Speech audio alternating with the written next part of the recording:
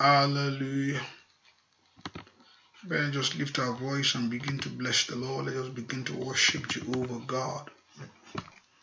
Ẹ ká bẹ̀ sí dúpẹ́ lọ́wọ́ Ọlọ́run fún oore ọ̀fẹ́ yìí o. Pé Jésù ṣe o lẹ́ẹ̀kan sí. Let's begin to appreciate Him for great things that He has done for us. Fún ńlá tó di ṣe nínú ayé wa. Let's just begin to appreciate the Lord wherever you are. Ẹ ká gbóhùn wa sókè sí Ọlọ́run fún oore ńlá yìí. Let's lift our voice in praise to God. Ẹ ká yin Ọlọ́run fún rere iṣẹ́. Let's thank Him. Let's appreciate Him. Let's give that honor to Him. Let's give that praise to Him. Let's give that worship to Him.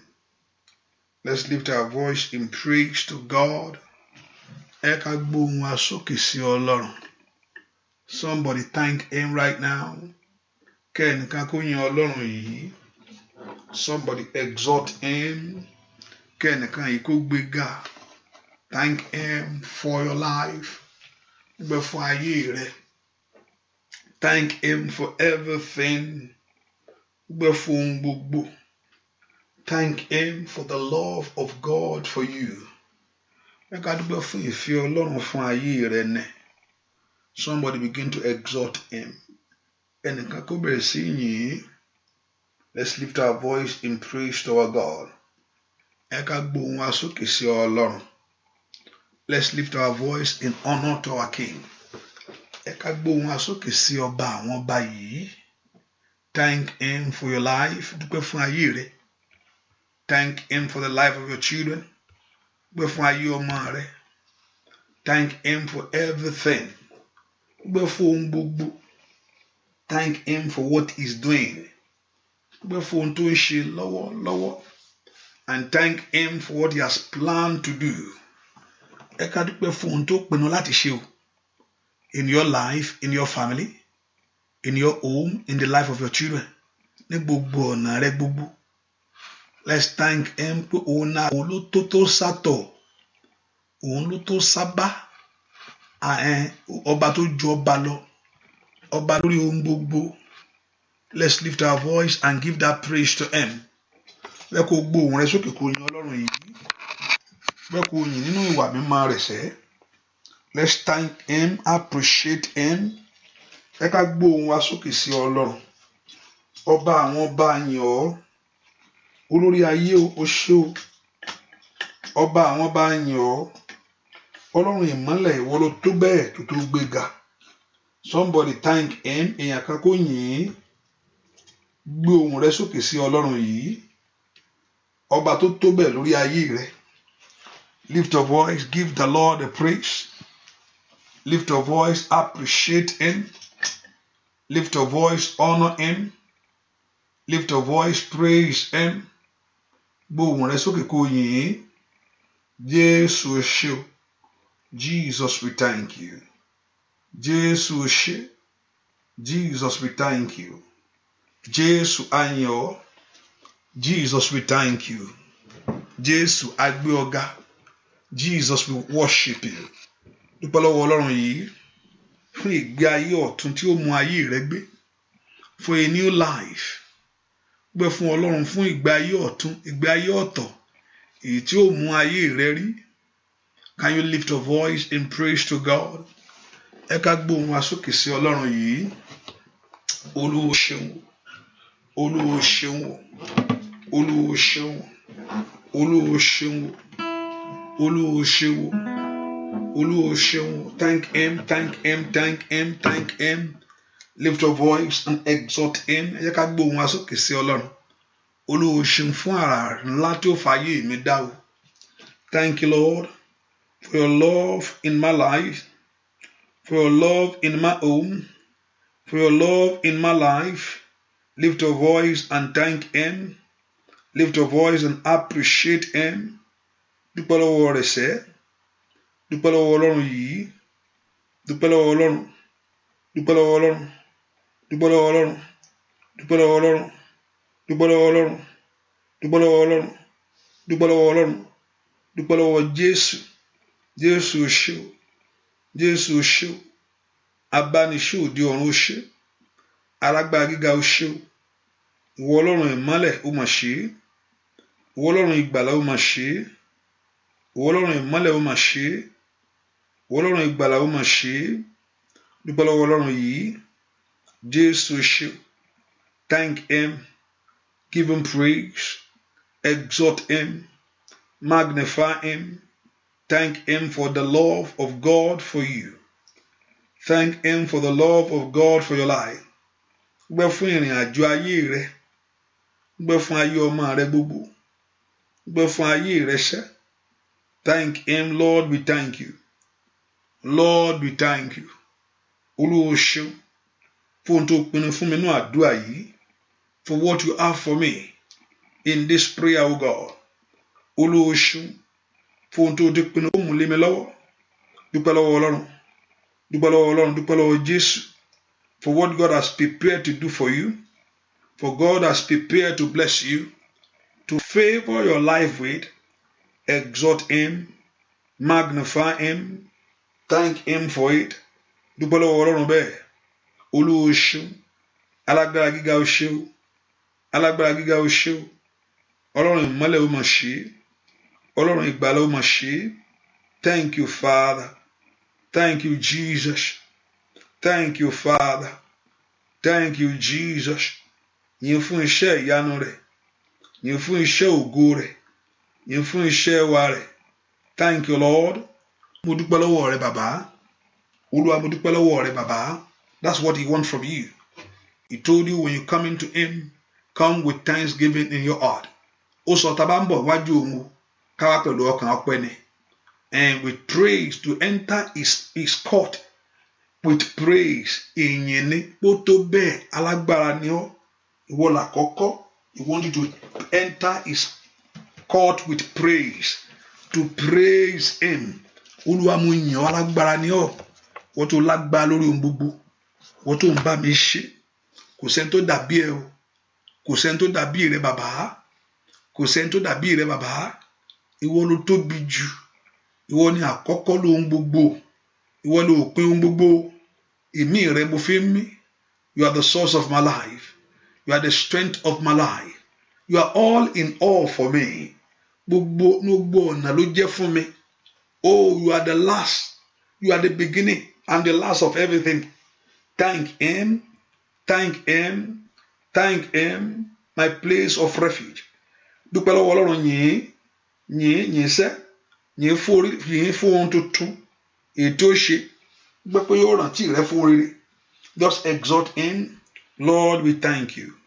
Lord, we thank you. Lord, we honor you. Lord, we honor you. Lord, we honor you. Lord, we praise you. Lord, we honor you. Thank you, Father. Thank you, Jesus. Osho, Osho, Osho, Osho, Baba. Gbọ́ àdúà lórúkọ Jésù Kristi. Olúwa wa. Olúwa ẹ tóbi. Ẹ tóbi o. Ẹ tóbi. Olúwa ẹ tóbi. Ẹ tóbi o. Ẹ tóbi. Kò sẹ́ni tá lè rí ṣàkàwé rẹ̀ o. Ẹ tóbi. Bàbá kò sẹ́ni tá lè fi ṣàkàwé rẹ̀ o. Ẹ tóbi.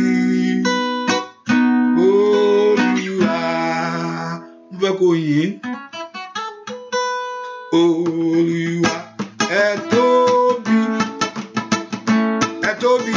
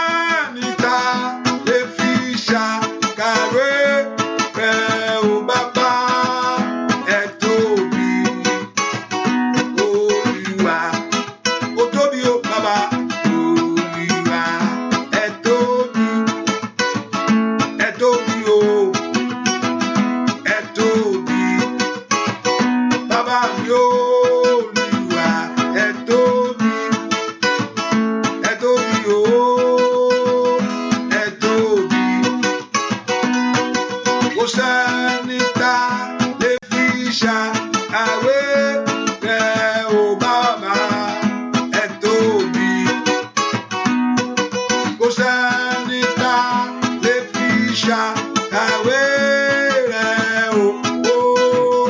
Ẹ tóbi Olúwa, Olúwa, Olúwa, ẹ tóbi o, ẹ tóbi. Olúwa, ẹ tóbi o, ẹ tóbi. Kò sẹ́ni tá lè fi ṣàkàwé rẹ̀ o Bàbá, ẹ tóbi. Kò sẹ́ni tá lè fi ṣàkàwé rẹ̀ o, ẹ tóbi.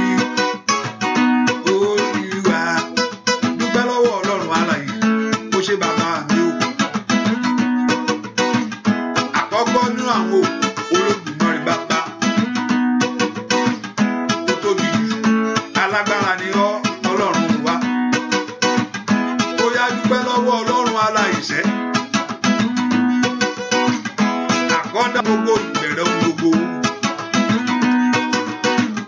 òpin ohun gbogbo, Olódùmarè.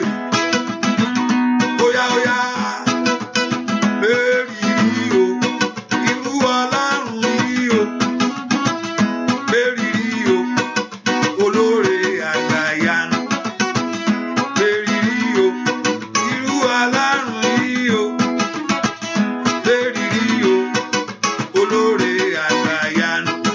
Tó ṣe ohun tí mo fẹ́ nígbà tí mo béèrè. Mérìírí o, olóore àgbàyanu. Ó yá mérìírí o, irú Ọlọ́run yìí o, bàbá mi o. Mérìírí o, olóore àgbàyanu. Mérìírí o, irú Ọlọ́run yìí o, kábíyèsí. Mérìírí o, olóore àgbàyanu. Ó ṣe ohun tí mo fẹ́ nígbà tí mo béèrè. Mérìírí o, olóore àgbàyanu. Ó ṣe bàbá mi o, alágbára gíga o. Jésù, ó yá dúpẹ́ bàbá. Mérìírí o, irú Ọlọ́run yìí o, mérìírí o, olóore àgbàyanu. Mérìírí o, irú Ọlọ́run yìí o, mérìírí o, olóore àgbàyanu. Tó ṣe ohun tí mo fẹ́ nígbà tí mo béèrè. Mérìírí o, olóore àgbàyanu. Lift up voice and just exalt him. Kò sẹ́ni tó dàbí ẹ̀. There is no one like him. He loves you more than yourself. He thinks about your need more than you.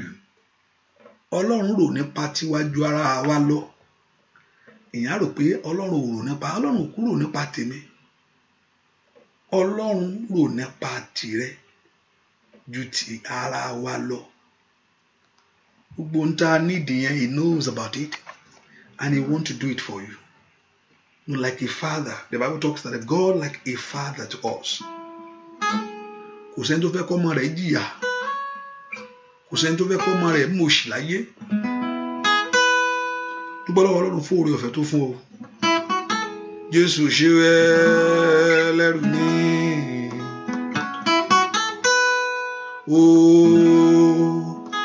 Ó yẹ ọ́.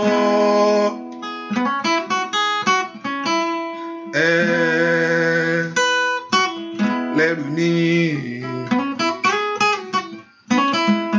Bàbá mo mọpẹ́ wá o. Ó ṣé o bàbá, bàbá mi, o màmá. Ṣé o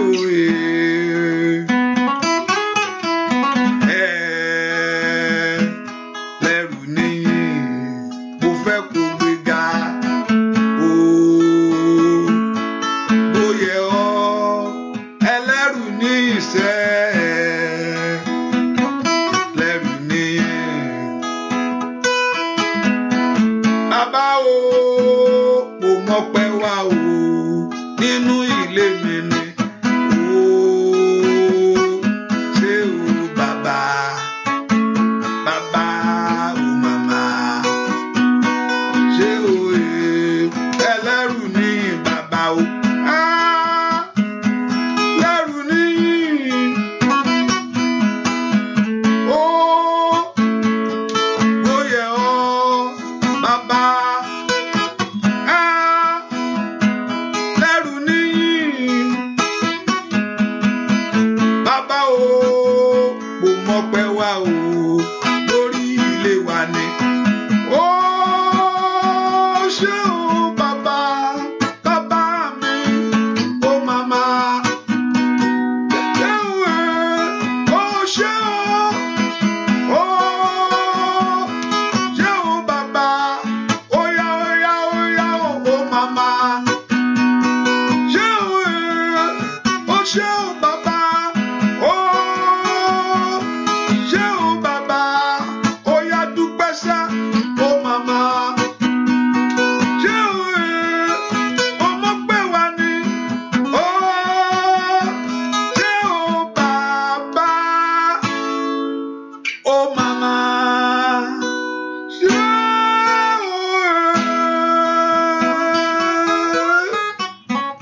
Dúpẹ́ lọ́wọ́ Ọlọ́run ọba tó ṣàánú fún ẹlẹ́rù ní ọba tó bọ́ ń gbẹ́rù rẹ ọba ọ̀tá fẹ́ kó bàjẹ́ ju bẹ́yẹn lọ Ọlọ́run ni ò gbà.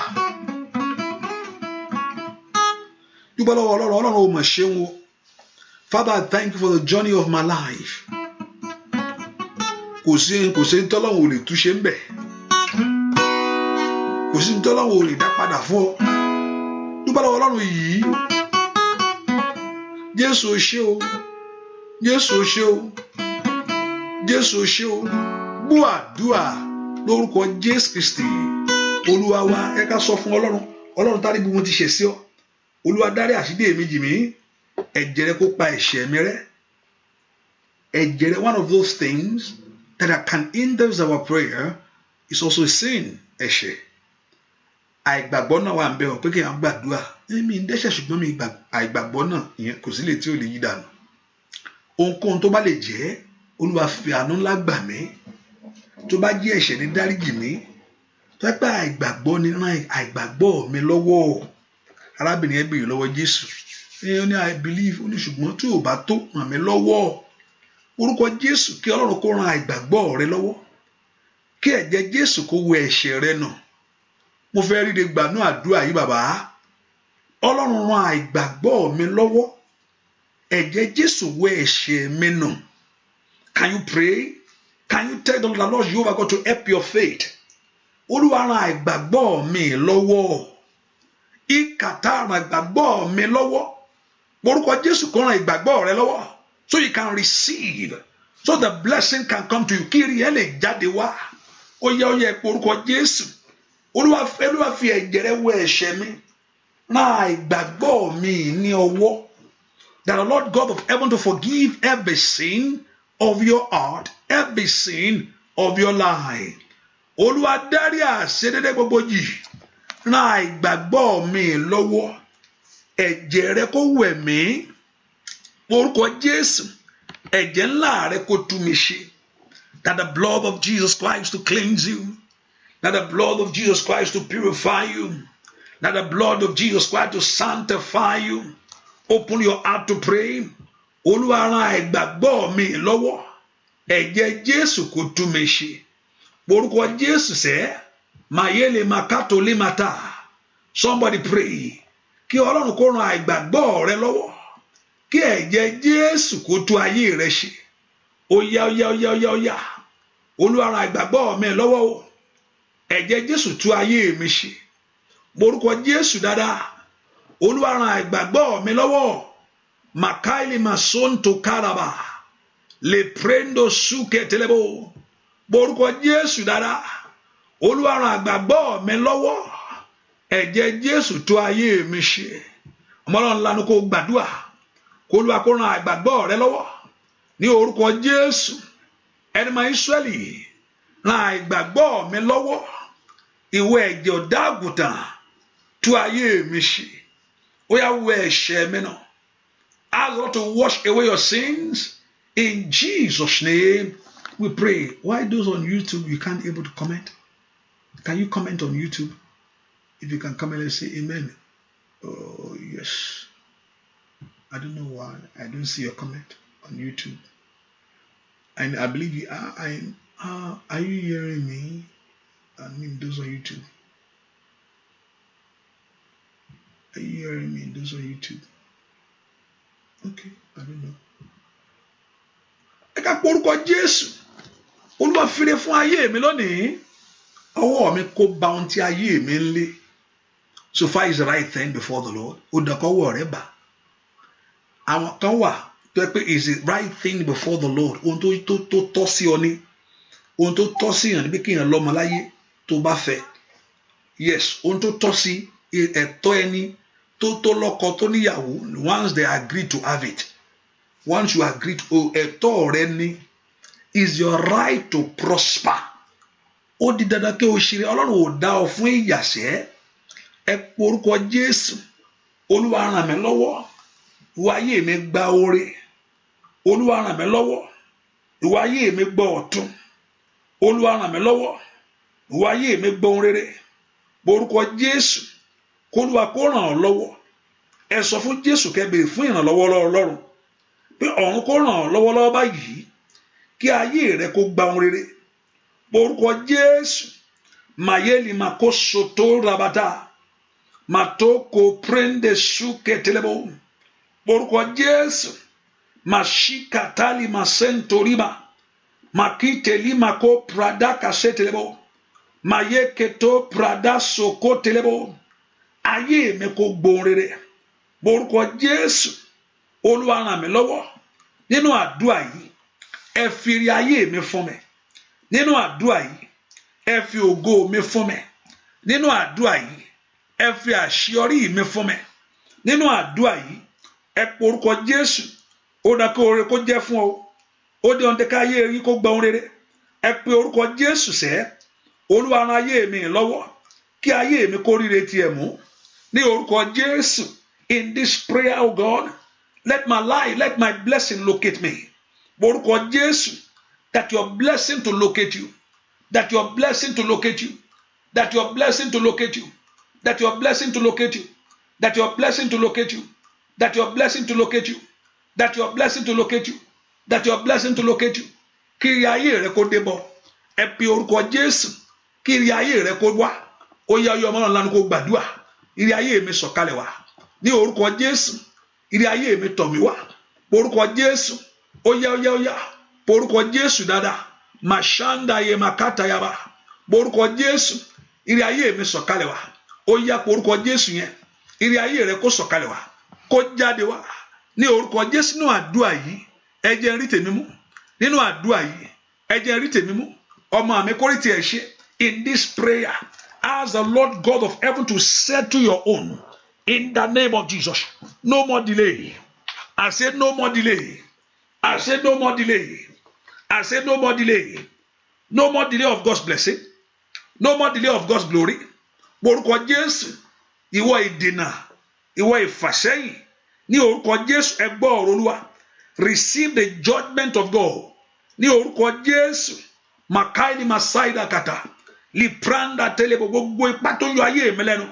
Ní orúkọ Jésù. Ikateli masi telebo. In Jesus' name we pray. Ẹ pé orúkọ Jésù. Gbogbo agbára tó fẹ́ ba ayọ̀ mi jẹ́. Gbogbo agbára tó fẹ́ ba ayọ̀ rẹ jẹ́. That want to destroy your joy. Gbogbo ipá tó fẹ́ sọ ayọ̀ mi dòfo. Ipá náà kò di asán lónìí.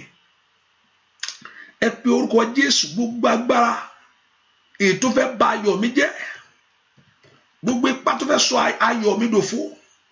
Olúwa bà agbára náà jẹ́ lónìí. Agbára náà kò di asán. Agbára náà kò di asán. Gbogbo agbára tó fẹ́ yí ayọ̀ rẹ dànù.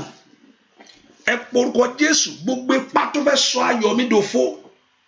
Èyí tẹ́ pé o bímọ tí ò fẹ́ kó láyọ̀ lórí ọmọ yẹn. Èyí tẹ́ pé o lọ́kọ tí ò fẹ́ kó gbádùn ọkọ.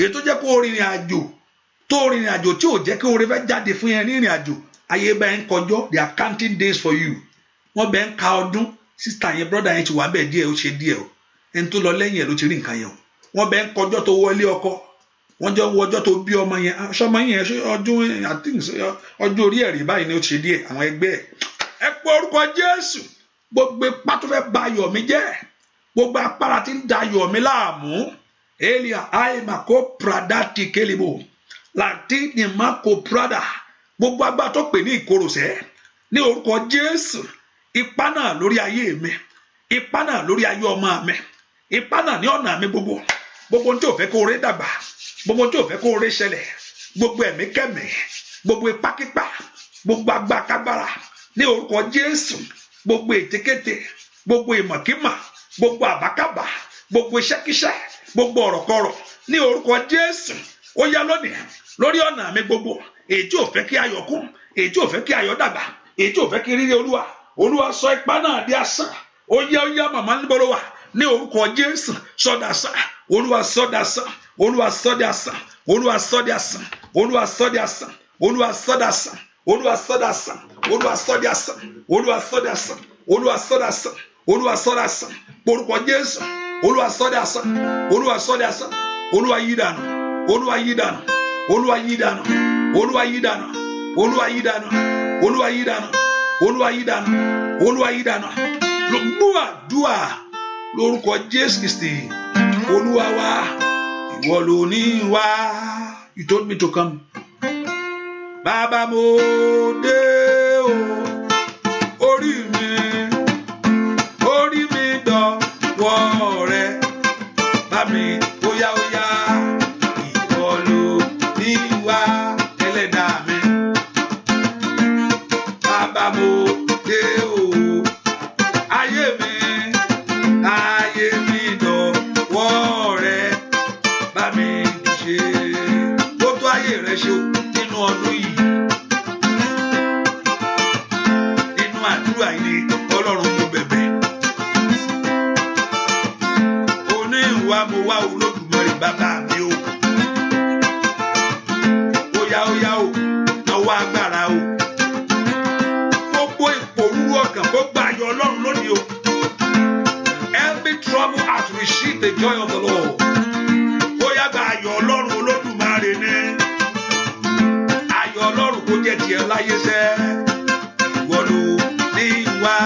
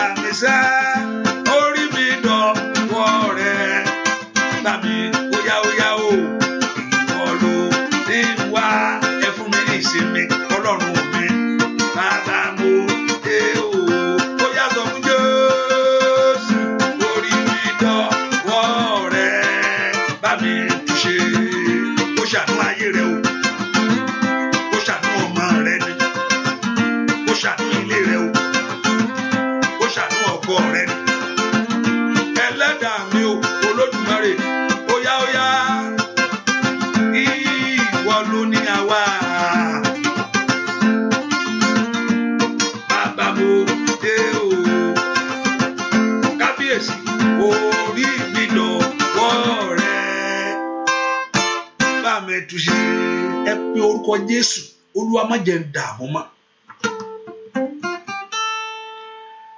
ẹni tó ń dààmú ló mọ̀ pé ó ń dààmú o gbà mí ìtẹ́lẹ̀ mi máa ń sọ̀rọ̀ ẹni tó ń dààmú ló mọ̀ pé ó ń dààmú o ẹni tí nǹkan ṣe ló mọ̀ pé nǹkan ṣe òun o ìdí tó fi múra sọ̀rọ̀ ayé ò tiẹ̀ bẹ́ẹ̀ mọ́ ìṣẹ̀lẹ̀ bí oníṣẹ̀lẹ̀ sí ọ ẹlòmí ẹ̀ bẹ́ẹ̀ ni ẹni tó lọlé yóò lọ jẹun tiẹ̀ yóò gbé gàrí yóò mú pápá bẹ́ẹ̀ ni mo sọ ẹ bí orúkọ Jésù ìwọ ayé mi ò gbúdọ̀ dààmú mọ́. No more trouble. Let my trouble come to an end. Ìwọ ìkorò mi parẹ́ lónìí. Ìwọ ìbànújẹ́ mi sá kúrò. Gbogbo tó ti ń bá ọ sùn tó ń bá ọ jí yẹn. Gbogbo tó ti ń bá ayé rẹ gbé. Gbogbo tó ń bá ayé rẹ dàgbà. Gbogbo tó ń rí inú ayé ọmọ. Tó rí inú ayé ọkọ. Tó rí ìrìn àjò rẹ tí ò múnú rẹ dùn. Ọlọ́run parẹ́ lónìí. Olúwa parẹ́ lónìí. Olúwa mú ìbànújẹ́ mi dópin. Let my pain, let my sorrow come to an end. Gbogbo tó ń ba ayọ̀ mi jẹ́. Gbogbo tí ò jẹ́ kí ayọ̀ mi kún. Ní orúkọ Jésù. Ní orúkọ Jésù. Ní orúkọ Jésù. Kó parẹ́ lónìí. Sọ fún Ọlọ́run. Ìbànújẹ́ yẹn kó parẹ́ o. Ẹkún yẹn kó dópin lórí ọmọ. Ní orúkọ Jésù. Kó dópin lórí ayé rẹ. Gbogbo ohun tó rí tó ń bọ̀ ọ̀nù jẹ́. Ọ̀run dá sí lọ́wọ́lọ́wọ́. Ọ̀run gbè mí níjà. Ní orúkọ Jésù. Ọ̀run dá sí lọ́wọ́lọ́wọ́. Orúkọ Jésù dára. Ọ̀run dá sí lọ́wọ́. Gbogbo tí ò jájá ayọ̀ mi kún. Ní orúkọ Jésù. Gbogbo tó fún mi ní àṣeyọrí oríire. Ní orúkọ Jésù. Ó yá. Orúkọ Jésù sẹ́. Gbọ́ àdúà lórúkọ Jésù Kristi. Olúwa wa. I don't believe you are living in the empty life, empty world, without anyone in charge of it. As some scientists believe that things involve, there's evolution, there's a big bang. I don't believe it. There is a God that controls the affairs of men. Ọlọ́run wà, èyí tí ń darí àkóso. So far there is know that is a God, that your prayer is not in vain. That's one thing I want you to have in your mind, that somebody is listening to you. You must clear that in your mind, that somebody is listening to you. No matter Ọlọ́run máa ń gbọ́ àdúrà báyìí, ìjẹ́ Ọlọ́run wà. You must clear that in your mind, because tí yóò bá ti clear, àbí gbogbo tó ń ṣàtì ọ́ di gbogbo yẹn tàbí eré ni. And I don't believe that things just happen. Kò sí nǹkan tó jẹ́ ṣẹlẹ̀ lásán. Pé kíní kan ṣẹlẹ̀. Someone is in charge of it. Ẹnìkan wà ń bẹ̀. Oh, mo ní luck. Olúwa darí ẹsẹ̀ ni. Kíní yẹn ó kàn ṣe dé ṣẹlẹ̀, kò dédé ṣẹlẹ̀. Nǹkan kan ni, and there's something. There's a beyond. There's a thing. There's a power behind every step in life, which God Himself is in control of everything. Ìyẹn ló fi dá mi lójú pé ó dùn pé kí ayé ẹ gba ire torí ẹ tó ń bá sọ̀rọ̀.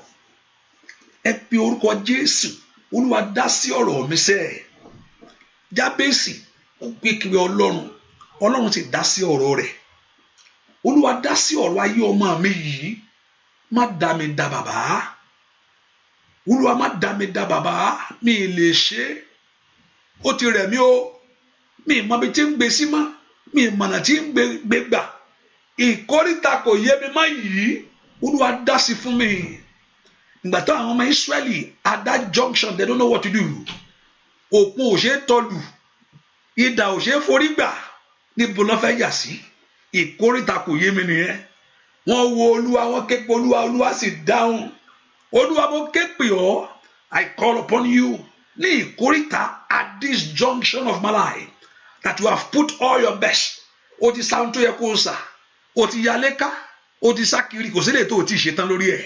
Ìkàlàmàkó pradàkàtà. Mo ké pe ìwọ Ọlọ́run lórí ọ̀rọ̀ mi o. Ìkàlàmàkó pradàkàdàbà. Kò síbi tó o ti wọ̀, mo ń bẹ̀ wí, I'm talking to you. Kò síbi tó o ti dé lórí ọ̀rọ̀ yìí. Ilé aládùúrà ló fẹ́ sọ ni. Àbí tòdì kejì ni. Yàkáìlì màkà pradàdà. Lòsóńtò tòlìkẹ́tìlìmọ̀. Kò sọ́n tí wọ́n ti gbé wá fún ọ. Màkúlà màkà sàtà. Pàbó ló ń já sí. Ó yá ké pe Ọlọ́run alààyè. Dá sí bàbá. Ó yá. Dá sí bàbá. Orúkọ Jésù. Dá sí bàbá. Orúkọ Jésù. Dá sí ọ̀rọ̀ ayé mi. Let God of heaven intervene. Má wò mìíràn kí a jẹ mí. Ní orúkọ Jésù. Má wò mìíràn kí ayé yọ̀ mí. Má wò kí ojú tì mí. Orúkọ Jésù. Olúwa má wò mìíràn kí ayé yọ̀ mí. Olúwa má wò mìíràn kójú tì mí. Má wò mìíràn kán bèrè pé ìwọ dà. Ní orúkọ Jésù. Ó yá. Gbogbo alágbára tó ní kò sí ìrànlọ́wọ́ fún mi lọ́dọ̀ rẹ. Ní orúkọ Jésù. Gbogbo agbára tó ní kò ní rí mi ní rí ìrànlọ́wọ́ nú àdúrà. Ó yá ràn mí lọ́wọ́ bàbá. Ó yá ẹ jẹ́ rí ìrànlọ́wọ́ yìí. Ẹ jẹ́ rí àánú ìgbà. Ẹ jẹ́ rí ìrànlọ́wọ́ yìí. Gbọ́ àdúà lórúkọ Jésù Kristi. Olúwa wa, àdúà ń gbà. Bẹ́ẹ̀ àdúà máa ń gbà. Fẹ́ni tó bá fọkàn gbà á.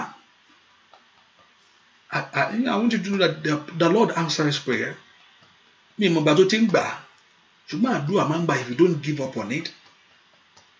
And also when the lines of obedience of the word of God towards your life, maybe God has been telling you lọ gbé ìgbésẹ̀ ọ̀pọ̀lọpọ̀ à ń gbà ọ̀nà ìgbésẹ̀ mo ní kó gbé take a step ní hallelujah àdúrà máa ń gbà Olúwa gbọ́ àdúrà mi Ọlọ́run gbé ẹ̀bẹ̀ mi nínú àdúrà yìí mi ìfẹ́ rí kíní ìmọ̀nú ayé mi mi ìfẹ́ rí mọ́nú ayé mi. I don't want to see it no more in my life. Mi ìfẹ́ rí àṣetì mọ́ ní ọ̀nà mi gbogbo.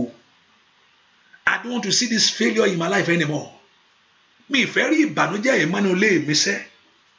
Mo fẹ́ kó I want you to turn my mourning into dancing. Mo fẹ́ kó sọ ẹkún tèmi di ẹ̀rín.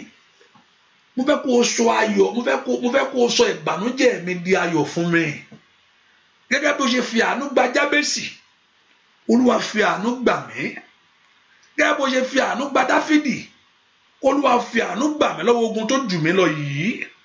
Gẹ́gẹ́ bí ó ṣe fi àánú kó fi nu omijé Hánà nù, fi àánú rẹ fi nu omijé mi nù. Ó yá ẹ pe orúkọ Jésù. Màṣíkà tó lè máa kàtàyàbá, màṣótó tó lè kàdàbà. Orúkọ Jésù dáadáa. Ìwọ àánú Ọlọ́run o. Ó yá jáde wá. Ìwọ àánú Ọlọ́run sọ̀kalẹ̀ wá sórí ọ̀nà mi gbogbo. Gbọ́ àdúrà lórúkọ Jésù Kristi Olúwa wa. Ire mi á dé, ire mi á dé, gbogbo ojú ni ó rí, wọ́n parapọ̀ wọ́n bá mi yọ̀. Ó yá o, ire mi á dé, ire mi á dé, gbogbo ojú ni ó rí, bàbá mi yọ̀ nínú ọdún yìí ni nínú oṣù yìí nínú àdúrà yìí kiri Olúwa o. Ó wọlé tọ̀ wá ó wá lórí ọmọ rẹ gbogbo rẹ.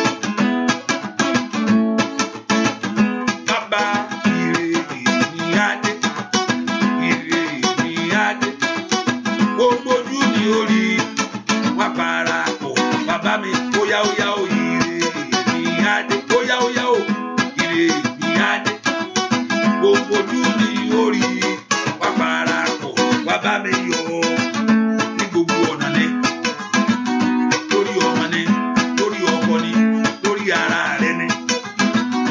Ire Ọlọ́run kó wọlé tọ̀ wá kó ṣẹlẹ̀ nínú ọdún yìí nínú oṣù yìí. Ire mi á dé o, ire mi á dé, gbogbo ojú ni ó rí, wá parapọ̀ wá bá. Ó yá o, ire mi á dé, ire mi á dé, gbogbo ojú ni ó rí, wá parapọ̀ wá bá mi yọ̀. Ó wọlé wá ní kápá ni, ó wọlé wá nínú àdúrà yìí ni, ó wọlé wá ní gbogbo ọ̀nà níṣẹ́. Ire mi á dé. Ó yá o, ire mi á dé, gbogbo ojú ni ó rí, wá parapọ̀ wá bá.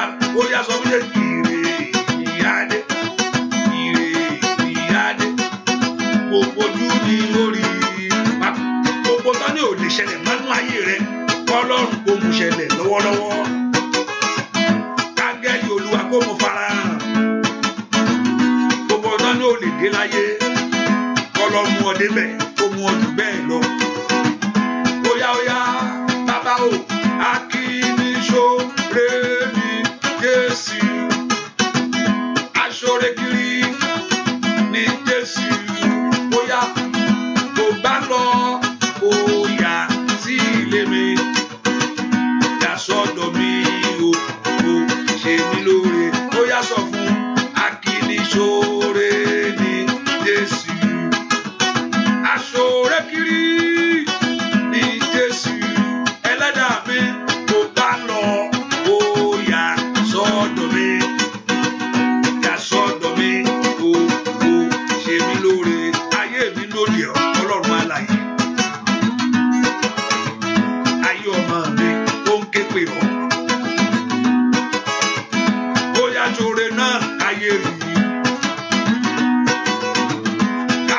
pé wọ́n ní Ọlọ́run ara ìṣẹ́ o. Bàbá oní tó bá lọ ó yá sáàyè mi yà sọ́dọ̀ wa ó ṣe wá lóore óyá kí ni ṣoore ní Jésù aṣoore kiri ní Jésù ó bá lọ ó yá sọ́dọ̀ mi yà sọ́dọ̀ mi ó ṣe mí lóore yà sọ́dọ̀ mi ó ṣe mí lóore bàbá mi máa yà sọ́dọ̀ mi ó ṣe mí lóore Ọlọ́run mi ó yá lórúkọ Jésù yà sọ́dọ̀ mi ó ṣe mí lóore kiri Ọlọ́run kó wọlé tó ayé rẹ wá ní tọmọtọmọ tilétilé yà ayílẹ̀ ṣètìlẹ̀ màkàtà ní bùrọ̀dà kàtẹ́lì bàṣídà lórúkọ Jésù yà sọ́dọ̀ mi ó ṣe mí lóore. Ta ló wá ìwé ìgbélú? Ẹnìkan mo bẹ dúpẹ́ lónìí o, Olúwa gbélé ọ lọ́wọ́. Ta ló ń wá ìwé ìgbélú tó wà lọ́mọ pé àwọn èèyàn wà ṣùgbọ́n bá a ṣe ń kọrin yẹn ọwọ́ Olúwa kan ẹnìkan láìpẹ́ ìwà sì gbọ́ ìròyìn ayọ̀. Bá a ṣe ń kọrin yẹn ọwọ́ Olúwa kan ọ lórí ọ̀rọ̀ yẹn. Hallelujah. Olófi dá ìgbà míì ó lè jẹ́ nínú ọ̀rọ̀ Ọlọ́run, ó lè jẹ́ nínú ìyìn, ó lè jẹ́ nínú orin. That's why you need to open your heart to God at all time. Ìgbà àwọn máa ń gbàdúrà tó máa ń gbàdúrà. Bá sọ̀rọ̀ Ọlọ́run tọkàn yẹn bá ṣe payá ọ̀rọ̀ Ọlọ́run ó ràn ọ̀rọ̀ rẹ̀ ó sì mú ìyàn lára dá. Bá a ṣe ń kọrin yẹn mo rí pé owó Olúwa kàn ọ́ lórí ọ̀rọ̀ yẹn. Láìpẹ́ yìí wàá gbúrò wàá dúpẹ́ lọ́wọ́ Ọlọ́run. You will thank God concerning that your papers that you are believing God for. Wàá rí láìpẹ́ yìí ìròyìn ayọ̀ yẹn á kàn yẹn láìpẹ́ yìí láìpẹ́ gbogbo ìyá bẹ́ẹ̀ yín Ọlọ́run wàá sọ ní gbogbo yẹn pé ibi tí wọ́n fún mi àánú sì dájú fún mi. Bẹ́ẹ̀ ni ó sì rí o gẹ́gẹ́ bí ọ̀rọ̀ rẹ̀ bẹ́ẹ̀ ni ó rí fún ọ gẹ́gẹ́ bí ọ̀rọ̀ rẹ̀ bẹ́ẹ̀ ni ó rí inú ayé ẹ̀ wàá dúpẹ́ láìpẹ́ yìí. You going to give thanks to God concerning it. You have waited enough. Is your time. Ọdún yìí ò ní kọjá. Bẹ́ẹ̀ ni mo sọ láìpẹ́ láì jìnnà yìí ohun tó ti dóde fọjọ́ pípẹ́ ni o. Láìpẹ́ láì jìnnà wàá dẹ̀ rí pé wọ́n kàn orí ọ̀fẹ́ yẹn gbà ó sì gbà kó rí bẹ́ẹ̀. Ayé ò ní dí ọ̀rọ̀ yẹn lọ́wọ́ nú ayé rẹ̀. Ẹ pe orúkọ Jésù ẹ ṣe mí ní oore nú ọdún yìí. Ẹ fire tèmi fún mi. Olúwa mú ìbànújẹ́ ayé mi kúrò. Ohun tó ń pa mí lẹ́kún, ohun tó ń já mi láyà, ohun tó ń mú mi ronú. Ohun tí ayé ń tọ́ka sí lórí ayé mi, lórí ayé àwọn ọmọ mi. Ohun tí ayé ń tọ́ka sí ìrìn àjò mi, ìgbà wo lẹ́wàá, ìgbà wo lẹ́yìn náà àti ẹ̀ nílẹ̀ ń bí tẹ́ kọ́lé, ìgbà wo lẹ́ ṣe kínní, ìgbà wo ni wọ́n náà ó níṣẹ́ rẹ. Ohun tí ayé ń tọ́ka sí, whatever thing they are pointing to into your life. Olúwa yanjú ẹ̀ lónìí. Tó o bá mú ayé Jábésì gbayọ̀ tiẹ̀, ayé mi jó gbayọ̀ tèmi náà. Ó yá màmá lanu kó gbàdúrà orúkọ Jésù. My Lord and my God, give me my joy, O God. Daddy, give me my joy, O God. Orúkọ Jésù, give me my joy, O God. Ní orúkọ Jésù, give me my joy, O God. Ní orúkọ Jésù, give me my joy, O God. Ní orúkọ Jésù, give me my joy, O God. Ní orúkọ Jésù, give me my joy, O God. Ní orúkọ Jésù, give me my joy, O God. Olúwa fún mi ní ayọ̀ tèmi. Olúwa fún mi ní ayọ̀ tèmi. Olúwa fún mi ní ayọ̀ tèmi. Ayọ̀ tiẹ̀ kọ́lọ́run kó gbélé ọ lọ́wọ́. Ní pàrọ̀ pàtó kàtáyàbá. Ayọ̀ ọmọ rẹ kí Ọlọ́run kó fún. Ayọ̀ ilé rẹ kí Ọlọ́run kó gbélé lọ́wọ́. Gbọ́ àdúrà lórúkọ Jésù Kristi. Olúwa wa mo gbàdúrà fún ẹnìkan. Gbogbo gbèsè tó kà ọ́ láyà. That debt. Gbèsè tó kà ọ́ láyà yẹn. Gbèsè mi kò jẹ́ kí èèyàn sọ pé Olúwa ṣe máa ronú. Gbèsè tó kà ọ́ láyà. Lórúkọ Jésù ọ̀run yanjú ẹ̀. Ọ̀run cancel ẹ̀. That debt. Gbogbo gbèsè yẹn Olúwa cancel ẹ̀. Báwo ló ṣe máa ṣe fílẹ̀ fún Olúwa yanjú ẹ̀. Gbogbo every debt. Gbogbo gbèsè tó fẹ́ gbóhùn rẹ̀ sọnù mọ́ ọ lọ́wọ́. Gbèsè yẹn Olúwa cancel ẹ̀. Olúwa cancel every debt. Olúwa cancel gbèsè yẹn. Gbèsè yẹn di gbèsè ìgbàgbé. Torí àánú dájú. Bẹ́ẹ̀ ni ó sì rí. Thank you my father. Gbèsè yẹn cancel. Olúwa cancel gbèsè yẹn. Gbèsè yẹn lọ. Ẹ̀jẹ̀ Jésù pa gbogbo gbèsè yẹn rẹ́. Ó jẹ gbèsè mọ́. Látòní lọ, ó gbé ayé ní òmìnira. Ó sì gbé ayé ní orí ọ̀fẹ́. Lórí gbèsè yẹn Olúwa gbọ́. Ọ̀run sì gbà. Gbèsè yẹn cancel. Bẹ́ẹ̀ ni ó sì rí.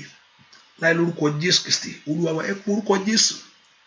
Ẹ sọ mí di aláyọ̀. Lórí ọmọ mi ẹ sọ mí di aláyọ̀. Ìyá Jábésì ìbànújẹ́. Ó ní ọmọ ìbànújẹ́ ni. Ṣùgbọ́n Jábésì ní pé ó ti ohun tán pè mí kọ́ láyé mi ó jẹ́. Ẹ pe orúkọ ohun tán pè ọ́, mo kọ́ táyé ń pè mí. Mo kọ́ tán pè mí nínú ẹ̀mí. Mo kọ́ tán pè mí lójúkorojú. Ọ̀pọ̀lọpọ̀ wọ́n sì ń sọ lẹ́yìn rẹ ni kò tí ẹlẹ́mà tí nǹkan mi bá dé wọ́n á sọ lójú ẹ. Ni wọ́n sọ lẹ́yìn ẹ, wọ́n sọ lẹ́yìn ẹ. Gba wọn sọ kan ẹ̀ ń jọ kan. Ohun tán pè ẹ yẹn tán pè ọ́ lẹ́yìn yẹn. Ilé ìtàn ti sọ kan ẹ máa kọ́ ní kí advice yín ni. Advice kọ́ wọ́n fẹ́ fọ̀rọ̀ gun ọ lára ni. Ọmọ yẹn bọ́ yẹn ọkọ yín yẹn ìyàwó yín yẹn ìbò lọ́run tó yẹ pé ọmọ yìí náà ṣé wọ́n ẹ̀kan tó wọ́n aṣọ orú nǹkan báyìí fún mi. Lórúkọ Jésù kó Ọlọ́run kó fún ọ ní ayọ̀. Ẹ fún mi ní ayọ̀ mi. Gbogbo ohun tí ayé ń tọ́ka sí fún mi. Gbogbo tó ń bà mí nú jẹ́. Ní orúkọ ẹ sọ di ayọ̀. Ẹkún mi kó di ẹ̀rín bàbá. Tó bá gbọ́ ìbànújẹ́ Jábésì nù. Ìbànújẹ́ mi o. Ohun tá ń pè mí. Ohun tí ayé ń pè mí. Ohun tí ayé ń pè ọmọ mi. Ohun tí ayé ń pè ọmọ mi. Ohun tí ayé ń pè ìrìn àjò mi. Olúwa yí padà. Ṣèbí kò lè yí padà mo fi bá ọ. Ṣèbí kò lè bá ń dáwọ́lé mo fọ̀rọ̀ mi lọ. Ó yá màmá lánàá kó gbàdúrà. Orúkọ Jésù. Orúkọ Jésù. Orúkọ Jésù. Orúkọ Jésù. Ọlọ́run Ísírẹ́lì. Ó tán pè mí lórí ọmọ. Ó tán pè ayé mi lórí ọkọ. Ó tán pọkọ mi tó ń pè ìrìn àjò mi. Ó tán pè iṣẹ́ mi.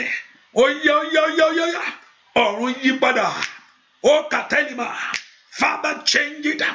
Ọ̀run yí padà. Porúkọ Jésù dáadáa. Yí padà sẹ́. Ẹ jẹ́ kí tèmi já sáyọ̀.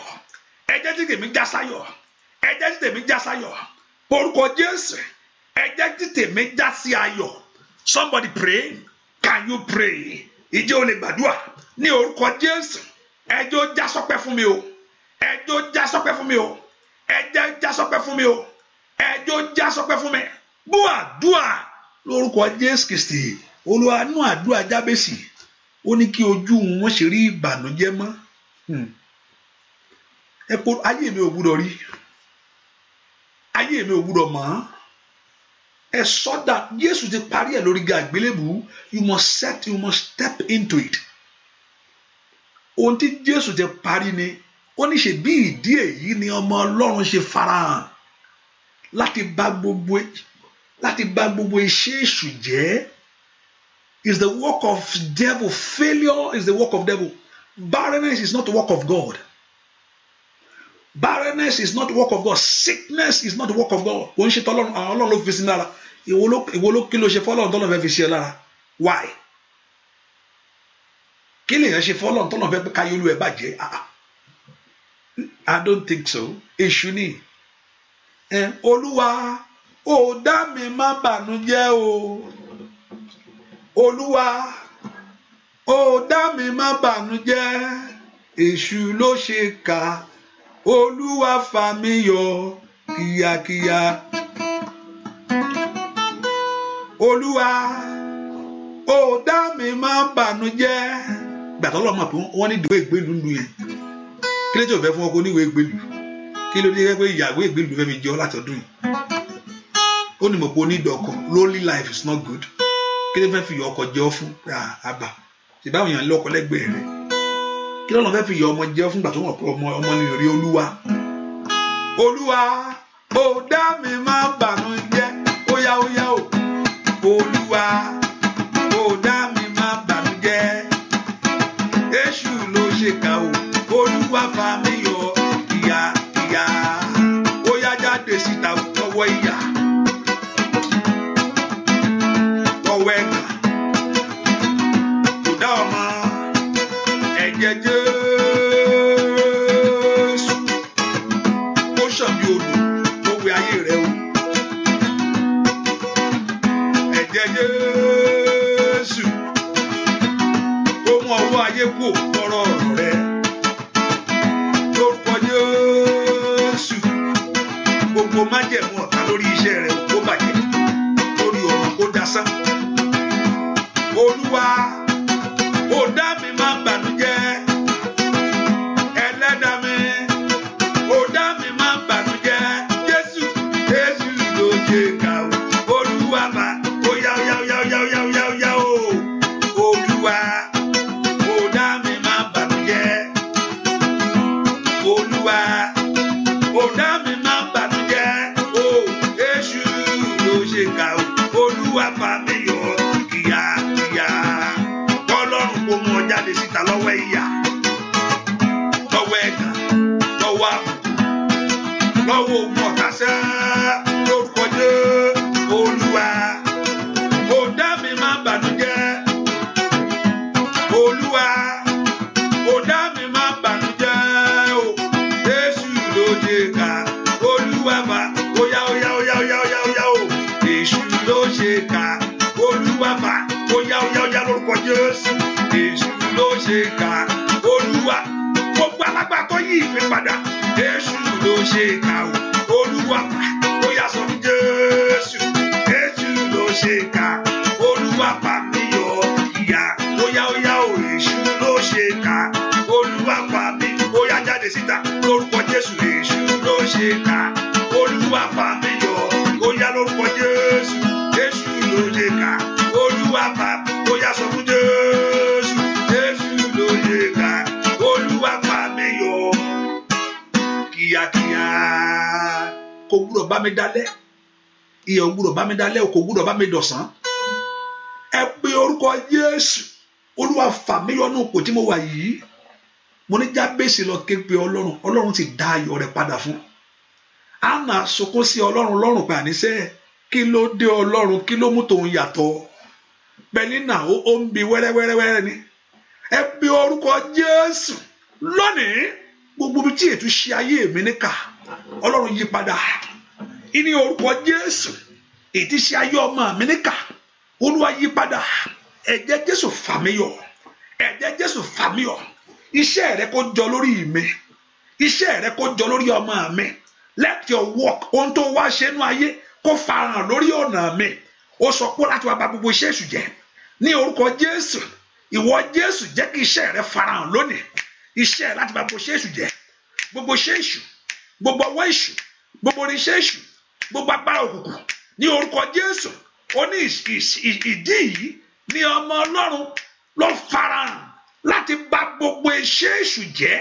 gbogbo iṣẹ́ èṣù makaili èyí maku pradagadaba èyí makaili maku satelebo orúkọ Jésù gbogbo iṣẹ́ èṣù lórí ọ̀rọ̀ mi gbogbo iṣẹ́ èṣù nínú ilé mi gbogbo iṣẹ́ èṣù nínú ayé ọmọ mi gbogbo iṣẹ́ èṣù ní ìrìn àjò mi can you pray gbàdúrà sẹ ó yá di asán ó yá di asán ó yá di asán ó yá di òfò ó yá di asán ó yá di asán ó yá di òfò ó yá di asán gbogbo iṣẹ́ èṣù gbogbo iṣẹ́ èṣù gbogbo iṣẹ́ èṣù nínú ayé mi nínú ayé ọmọ mi iṣẹ́ ìwọ Jésù kó farahàn lónìí nínú àdúrà yìí let the work of Jesus Christ manifest now ní orúkọ Jésù iṣẹ́ ìwọ Jésù kó farahàn lọ́wọ́lọ́wọ́ iṣẹ́ ìwọ Jésù kó farahàn kó di mímọ̀ kó di mímọ̀ kó di mímọ̀ gbúàdúà lórúkọ Jésù Kristi Olúwa wa kí ni iṣẹ́ Jésù ó lóun wá bà gbogbo iṣẹ́ èṣù jẹ́ ni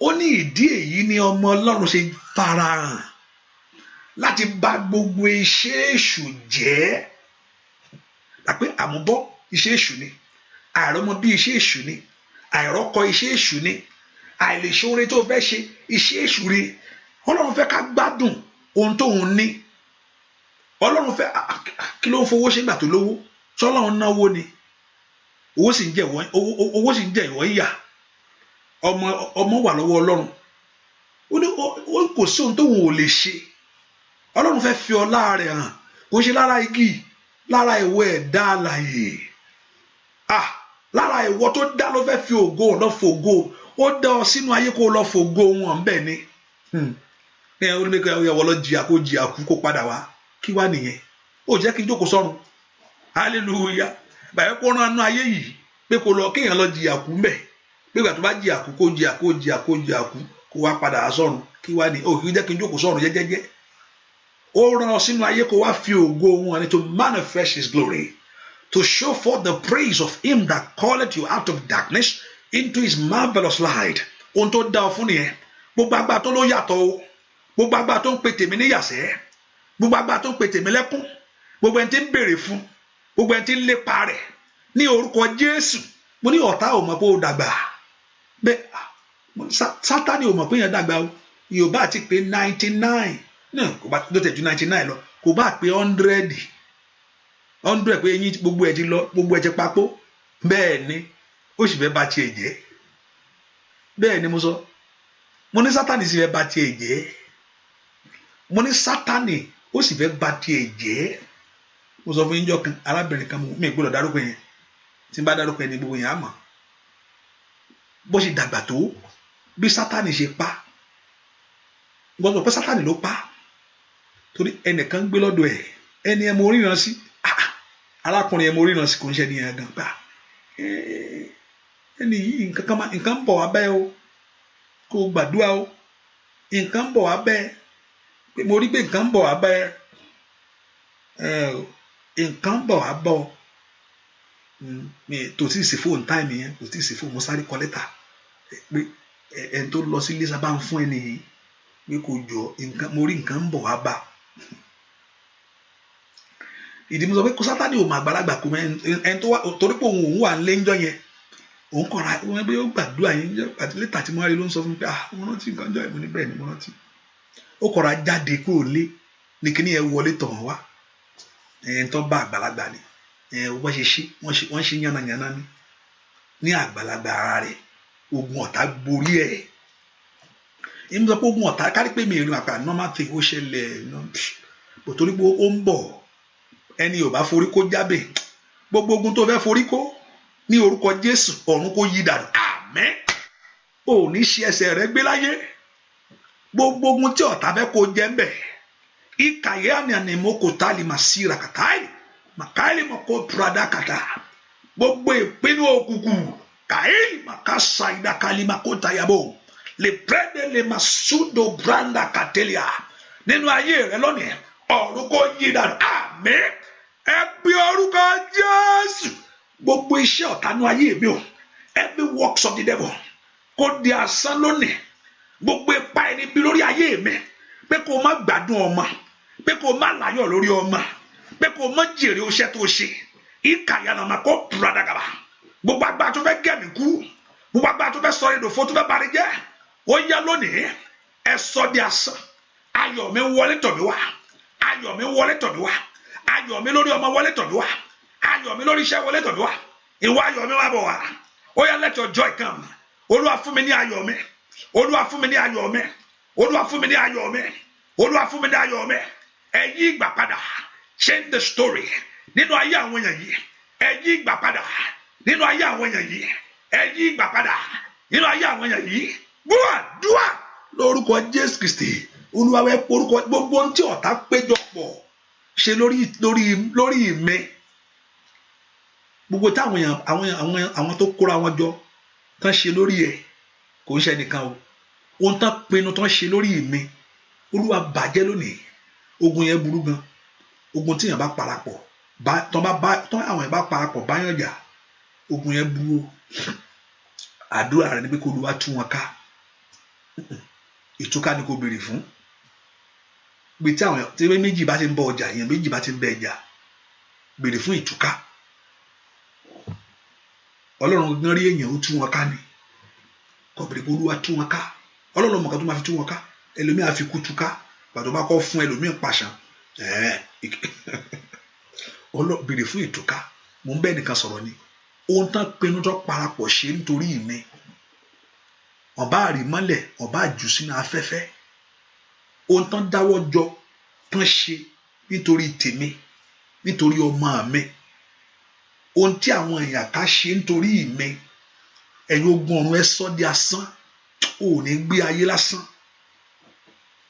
ò ní rìnrìn àjò ẹkún ṣàmì dáadáa ò ní rìnrìn àjò ẹkún o ohunkóhun tó parapọ̀ whatever thing tó ń ṣe nítorí tèmi yìí èyí tó fi ń tiraka títiraka rẹ ò tó gbogbo ìgbìmọ̀ òkùnkùn lórí mi lónìí every committee of the evil one gbogbo ìṣe àwọn ẹni bí lórí mi ogun ọ̀run túká sọ ìṣe wọn di asán lónìí bàgbára wọn jẹ́ sọ ìṣe wọn di asán lónìí bàgbára wọn jẹ́ sọ ìṣe wọn di asán lónìí bàgbára wọn jẹ́ sọ ìṣe wọn di asán lónìí bàgbára wọn jẹ́ dúà lórúkọ Jésù Kristi Olúwa wa. Bíbélì pé máa ra ìgbà padà kò ń ṣe gbẹtúgbẹtú lè wọn fi ń rà padà ó lè ṣiṣẹ́ díẹ̀ fún ọ fún ìgbà díẹ̀ ṣùgbọ́n ọjọ́ kan ló pàdé ẹni títí gbẹtúgbẹtú ẹjú tiẹ̀ lọ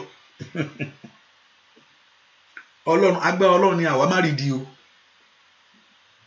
tó bá gbẹ́kẹ̀lé tíyàn bá gbẹ́kẹ̀lé oògùn àwọn tó mọ̀ ju olú ẹ̀ lọ wọ́n á kọjú ẹjọ́ kan ṣùgbọ́n agbára Ọlọ́run ni àwa má rí dì í ọ̀pọ̀lọpọ̀ ọmọ iṣẹ́ ṣe tó bá ṣe báyìí nǹkan báyìí wàá fi yí dànù tó bá ṣe nǹkan báyìí kan rìn á fi bàjẹ́ lọ fi nǹkan báyìí kàn án àdásán nìyẹn bẹ́ẹ̀ ni mo sọ fún ọ agbára Ọlọ́run ni àwa èèyàn ń wádìí tí ò rí òun ni kò fi ṣe bàǹtẹ́ rẹ òun ni kò fi ṣe bàǹtẹ́ o òun ni kò sọmọdì o ilé ètò sọmọra yẹn òun ni kò fi ilé tó fi sọ́wọ́ yẹn ilé tó sí sára yẹn kò ṣe nǹkan kan fẹ́ lòmí o wọ́n máa ṣírí gbogbo rẹ̀ agbára Ọlọ́run ni èèyàn máa ṣírí rẹ o tó bá sì tẹ́ pé lóòtítọ́ ló gbẹ́kẹ̀lé without no doubt in your heart ojú ò lè tiẹ̀ ayé ò lè rí ọmú if it's truly you truly believe Ọlọ́run gán mọ̀ pé ẹni báyìí ó gbẹ́kẹ̀lé mi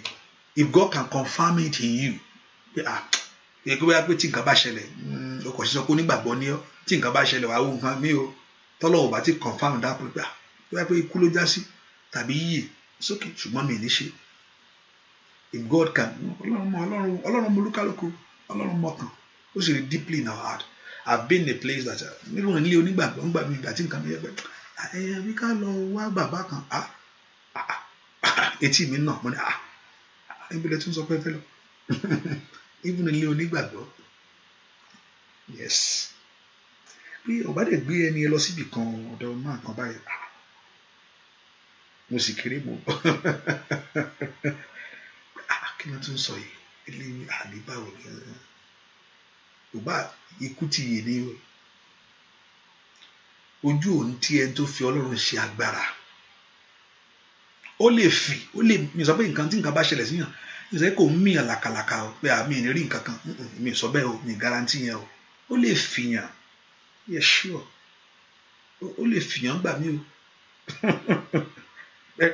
ó lè fìyàn làkàlàkà ṣùgbọ́n kankan kò ní borí kò ń borí tẹ́pẹ́ Ọlọ́run ní ìsádi pápátá ibi ìsádi yányá ibi ìsádi ìgbẹ́kẹ̀lé ibi agbára pápátá ó lè fì ṣùgbọ́n kò ní borí ó lè yes èèyàn lè gbéyàn gbẹ́kẹ̀lé Ọlọ́run pé kéèyàn má rí èèyàn lè rí ṣùgbọ́n kò ń borí mo wá gbàdúrà ohun tó ń fi ọ́ ohun tó ń gbò ọ́ èyí tó fi wá síwájú Olúwa ní àṣálẹ́ yìí lórúkọ Jésù kò di asán àmín ṣàmì dáadáa mo sọ̀rọ̀ àṣẹ ni ó ti tó gẹ́ o Jésù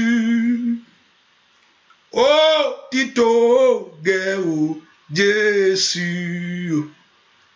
jẹ́ kí ogun èṣù ayé mi kó parẹ́ ó ti tó gẹ́ o Jésù èèyàn ló máa ń kọ́ kọ́lọ́run tó bọ́ ọkọ̀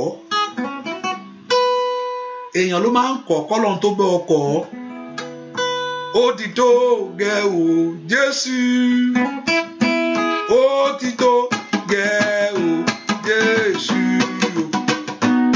jẹ́ kí ogun èṣù ayé mi kó parẹ́ ó ti tó gẹ́ o Jésù ó ti tó gẹ́ ó ti tó gẹ́ o Jésù ó ti tó gẹ́ o Jésù jẹ́ kí ogun èṣù ayé mi kó parẹ́ ó ti tó gẹ́ o Jésù nínú ayé kan mi ó tó gẹ́ Ọlọ́run alààyè óyá óyá o Jésù ìtàtàtà ni màkó dúradàkà ṣe kété níbo ó tó gẹ́ láàárọ̀ yìí ó tó gẹ́ láàlẹ́ yìí ní gbogbo ọ̀nà ni bàbá ó ti tó gẹ́ o Jésù ó ti tó gẹ́ o Jésù jẹ́ kí ogun èṣù ayé mi kó parẹ́ ó ti tó gẹ́ o Jésù ó yá sọ fún wọn ó ti tó gẹ́ o Jésù enough is enough ó ti tó gẹ́ o Jésù jẹ́ kí ogun èṣù ayé mi kó parẹ́ ó ti tó gẹ́ o Jésù ó yá Jésù ó ti tó gẹ́ ọwọ́kọ́wọ́ agbárakágbára o gbàgbà lórúkọ Jésù gbogbo ẹ̀ tí ayé ti dè mọ́lẹ̀ ẹ jáde wá lórúkọ Jésù àṣẹ Ọlọ́run ni gbogbo ọwọ́kọ́wọ́ kó kù lórí ọmọ yẹn lórúkọ Jésù gbogbo ipá òkùnkùn ẹ bẹ̀rẹ̀ sí di asán gbogbo ẹ̀ tí ayé ti dè lọ́wọ́lọ́wọ́ ó yá ìtúsílẹ̀ kó bẹ̀rẹ̀ lọ́wọ́lọ́wọ́ báyìí bàbá lórúkọ Jésù bàbá ó ti tó gẹ́ o Jésù ó ti tó gẹ́ o Jésù jẹ́ kí ogun èṣù ayé mi kó parẹ́ ó ti tó gẹ́ o Jésù orúkọ Jésù Olúwa fi òpin sí mi gbọ́dọ̀ rí lè mọ́ ya ẹ̀mí àti ogun ènìyàn lónìí ó sọ fún Fáráò tán rí yìí ó ní wọn ò ní rí mọ́ ó ní ẹ̀yin ọmọ Ísírẹ́lì ẹ wẹ̀yìn o wọ́n sì wẹ̀yìn wọ́n ní kílẹ̀ rí wọ́n ní Fáráò ló mẹ́mbẹ̀ ó ní you will not see it no more wọ́n sì rí mọ́ Egypt ò kó Ísírẹ́lì lẹ́rú go and look at the scripture àwọn ọmọ Ísírẹ́lì wọ́n lọ ṣẹrú ní Egypt mọ́ wọ́n lọ síbòmí o wọ́n lọ sí àìgbọ́dọ̀ wọ́n tì wọ́n lọ síbòmí ṣùgbọ́n kò ń ṣe Egypt kò ń ṣe Egypt ọmọ Ísírẹ́lì gangan kò lọ sí Egypt lọ ṣẹrú mọ́ Olúwa ti gbà wọ́n lọ́wọ́ ogun Egypt ó sì gbà wọ́n tán ẹ̀ṣẹ̀ tì wọ́n sí ogun ìmí o ìsókè ṣùgbọ́n kò ń ṣe Egypt mọ́ ẹ gbé orúkọ Jésù èmi ò mọ tó ń dà ọ́ láàmú Olúwa jẹ́ kí òpin dé bá agbára jíǹde fi òpin sí eléyìí inú ayé mi the power of resurrection agbára jíǹde tí ń bẹ ní orúkọ Olúwa ní katalima kó prada katikaba agbára jíǹde tí ń bẹ ní ọ̀rọ̀ rẹ̀ sẹ́ la prendo sukata ẹ̀sọ́ ogun èdè asán ẹ̀sọ́ ogun èdè òfò ní orúkọ Jésù ẹ̀sọ́ ogun èdè asán matoko ropa teketela matoko prandade la sondo brende ketelebo. Thank you my Father in Jesus name we pray. Tomorrow the psalm the prayer you pray the scripture you use for the honey tomorrow Psalm 42 I just look at it Psalm 42 today is 56 tomorrow is Psalm 42 write it down tomorrow is Psalm 42 as you are praying upon the honey bẹ́ẹ̀ ẹlòmíṣẹ́ enjoy àdúrà mo ní kó mú oyin tẹ́ bá ní oyin it's okay mi ní sugar why am I mentioning sugar kò sí sugar oyin gangan mo fẹ́ kẹ́ mú wá àná oyin keep ẹ̀ díẹ̀ má ẹ kọ̀ọ̀kan ṣe má fi gbàdúrà èmi lè stop lọ́sẹ̀ àti olúwa bá ní kí n continue kan lóko lọ́sẹ̀ lórí ẹ̀ ṣùgbọ́n má wọrí ìwọ ṣáà jẹ́ olúwa lé àmì àtẹ̀lé àmì pé àmì àtẹ̀lé yẹn ọwọ́ ọlọ́run yẹn dídán kọ́ ló ń ṣe yẹn kó kàn ẹ́ kó wá kàn kó ka ilé rẹ lókù bẹ́ẹ̀ àmì ò ní tẹ̀lé àmì á tẹ̀lé kó kan ìwọ kó kan ilé rẹ let it be your time and on you pé kí ẹ rí ayọ̀ ń bẹ̀ èrè àdúrà ni pé kí èèyàn gbé èsì èrè àdúrà ni kí èèyàn gbé èsì ó ní kí èèyàn gbàdúrà kí èèyàn má rí nǹkan bẹ́ẹ̀ kí èèyàn má ṣeré ṣùgbọ́n Ọlọ́run sọ pé òun ó gbọ́ ó ní ẹ ké pè mí èmi ó sì gbọ́ èmi ó fi ohun alágbára tí ẹ kò mọ̀ yín ṣèbí ọ̀rọ̀ Ọlọ́run sọ bẹ́ẹ̀ call upon me kò sọ pé òun ò ní dáhùn ó ní òun á dáhùn òun ó fi ohun alágbára èyí tí a kò mọ̀ àwọn ẹ porúkọ Jésù mo gbé ìwo oyin sókè I want you to get that honey in your hand Olúwa yà oyin sí mímọ́ fún mi Olúwa yà oyin sí mímọ́ fún mi and I told you the scripture that the Bible told us even though the honey is good for you Bíbélì sọ oyin oníkó laagan so ohun tó la is okay Bible gan encourage it is good for your body hallelujah Bíbélì gan sọ pé o lè la oyin pé it's good ẹ pe orúkọ Jésù mo rán ìwo oyin iṣẹ́ ẹ̀jẹ̀ Jésù darapọ̀ mọ́ bí oyin yìí bá ti fi sẹ́nu adùn rẹ̀ kó dàpọ̀ mọ́ ayé mi kò sẹ́ni mo ní ẹni tó bá fi oyin yẹn sẹ́nu tó bá korò pè mí dàpẹ́ àràdà àdúrà nìyẹn ṣùgbọ́n má fọwọ́ òsì la o don't use your left hand to put it in your mouth ọwọ́ ọ̀tún ni kò fi la gbogbo ìgbà tó wá máa la o lè la oyin mi o ní bó bá ṣe wù ọ́ ṣùgbọ́n eléyìí tó gbàdúrà sí má fọwọ́ òsì la sẹ́nu ẹ̀ hallelujah iṣẹ́ rẹ̀ ò ní bàjẹ́ ẹ pe orúkọ Jésù agbára jíǹde kó wọnú oyin lọ kó wá dàpọ̀ mọ́ ayé mi orúkọ Jésù agbára jíǹde kó wọnú oyin yìí lọ kó gbé mi dìde lọ́wọ́ ìyà kó gbà mí lọ́wọ́ ẹkún ìkàyàdàbà let the power of resurrection kó wọnú oyin tí mo gbé dání lọ kó mú èrè jáde fún mi tọmọtọmọ o gbogbo mi tí mo ti sunkún tí mo ti banújẹ́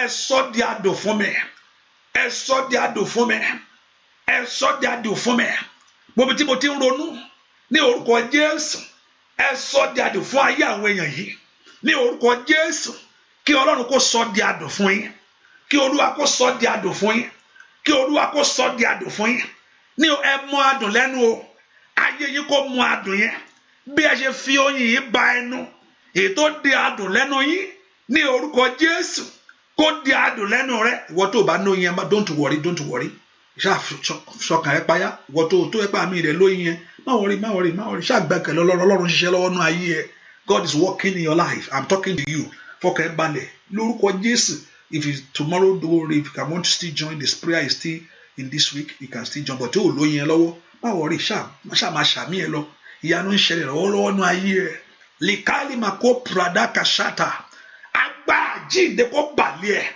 agbára jíǹde kó balẹ̀ ọmọ yín gbogbo tó ń tẹ̀ ń rí tó ń jẹ́ ń banújẹ́ tí ò jẹ́ kí ayọ̀ kún èyí tí ò fi ògo Olúwa hàn èyí tí ò sì mú ẹwà rẹ̀ jáde whatever thing that's in your life ikaye mako pradagaba ní orúkọ Jésù ayọ̀ kó wọlé tọ̀ yìí wá ní orúkọ Jésù ní orúkọ Olúwa gbogbo iṣẹ́kíṣẹ́ ọ̀tá ní orúkọ Olúwa gbogbo iṣẹ́ ní òkùnkùn ní orúkọ Olúwa gbogbo iṣẹ́ níbí ní orúkọ Olúwa gbogbo ọwọ́kọ́wọ́ gbogbo ètí ẹni òkùnkùn náà ayé kó di asán kó di asán kó di asán kó di asán kó di asán kó di asán kó di asán kó di asán kó di asán kó di asán kó bàjẹ́ kó bàjẹ́ kó bàjẹ́ kó bàjẹ́ kó bàjẹ́ kó bàjẹ́ ayi màkàí màsáìdá ní orúkọ Jésù kó bàjẹ́ agbára òkú kó di asán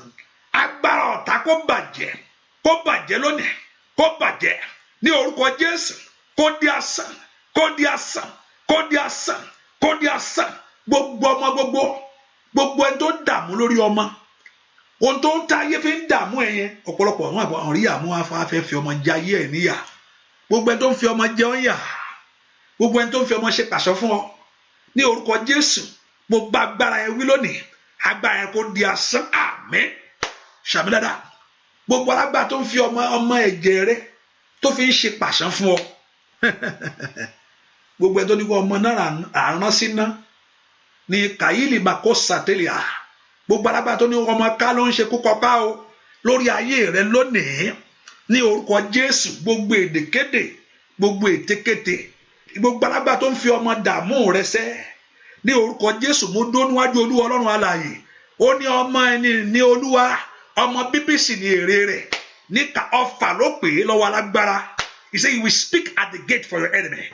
Olúwa sọ pé kọ́mọ dààmú ẹ̀ Olúwa fún pé kó sunkún fún ọmọ ó ní kó lọ́mọ kó láyọ̀ ni kó lè gbádùn ní orúkọ Jésù. Alágbára tó ń fi ọmọ dààmú rẹ alágbára tó ń fi ọmọ pọ́ lẹ́kún ní orúkọ Jésù gbogbo iṣẹ́ náà lónìí ó yá ó di asán àmín ṣàmì dáadáa gbogbo iṣẹ́ yẹn bàjẹ́ àmín ní orúkọ Jésù. Natali mako bradakata keteli makuta liparotate ò ní dààmú lórí ọmọ ò ní dààmú lórí ọmọ ò ní sunkún lórí ọmọ ò ní banújẹ́ lórí ọmọ ní orúkọ Jésù ò ní banújẹ́ lórí ọmọ ò ní sunkún lórí ọmọ gbogbo làálàá rẹ lórí ọmọ bẹ́ẹ̀ kọ́ ọmọ ṣe rere bẹ́ẹ̀ kọ́ ọmọ jẹ́ ènìyàn bẹ́ẹ̀ kọ́ ọmọ yanjú bẹ́ẹ̀ kọ́ ọmọ dára ní orúkọ Jésù ní orúkọ Jésù kò ní já sásán kò ní já sásán. The Lord will help you. The Lord will help your children. The Lord will lift them up in the name of Jesus. The Lord will lift their head up in the name of Jesus. No, you will not fall victim to your battle. You will be victorious. Ogun rẹ ò ní gbé ọ mì. Ogun rẹ ò ní gbé ọ jẹ. Ogun náà dogun ìgbàgbé. Ó di ogun ìgbàgbé. Ẹ rí ọwọ́ Olúwa. Ẹ sì rí agbára rẹ̀. Nínú àdúrà yìí. Experience the power of God. Experience the glory of God. Ó yóò jà sí rẹ̀. Yóò jà sọpẹ́. Kí ló tún kù?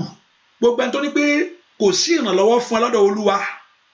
Nígbà tí èèyàn bá sọ pé kò lè rí ìrànlọ́wọ́ gbà lọ́dọ̀ Olúwa, níbo lèèyàn ti fẹ́ lọ? And the Bible told me in remember Psalm 56 is the word we are praying today. In that Psalm 56 verse 9, it said, when I cry to thee, then shall my enemy turn back. This I know, for God is with me. Gbogbo ohun tó tẹ̀lé ọwọ́ nú àdúrà ìtẹ́ ẹ mọ̀ ẹ bẹ̀rẹ̀ sí sọ jáde. Gbogbo ẹ pèlédè jáde sọ jáde. Gbogbo tó ti ń dààmú yẹn àṣẹ Ọlọ́run ni o. Ẹ sọ gbogbo tẹ́ ti ń dààmú. Ẹ sọ gbogbo tẹ́ tí inú yóò ti dùn yẹn. Sọ fún Ọlọ́run.